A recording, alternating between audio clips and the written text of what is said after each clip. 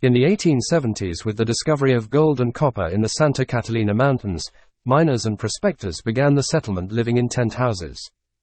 1880, the community was large enough to have its own post office. An American flag ranch was designated for that role. The American Flag Post Office was established on December 28, 1880.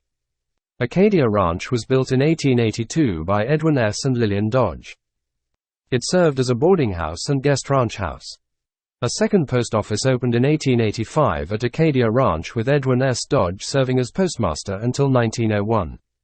At the turn of the century, Oracle gained fame as an ideal cure for those suffering from consumption, the name given to tuberculosis and other lung afflictions at a time before penicillin. An article was published in the leading medical journal. Many came to Oracle in the belief the fresh air would restore them to good health. The Dodges and Acadia Ranch were soon accommodating the lungers. In 1913, the sanatorium was under the management of Jean White, a trained nurse, and Dr. Jeremiah Metzger, medical director. Soon after, they used the main room to house patients. Later, there were 5 cabins built across the street to accommodate the need. When patients died, they were stored in the morgue, which was originally the post office. They would wait until they had a few bodies and arranged to have them picked up and brought to Tucson. After the invention of penicillin, Acadia changed hands over the years, being a residence and a boarding house. In March 1936, tragedy struck as young Robert Van Horn accidentally shot himself with his father's gun. Robert is buried in a cemetery just 100 yards from Acadia Ranch. Agnes and Reginald Ramsey purchased Acadia Ranch in 1945 and used it as both their residence and boarding house.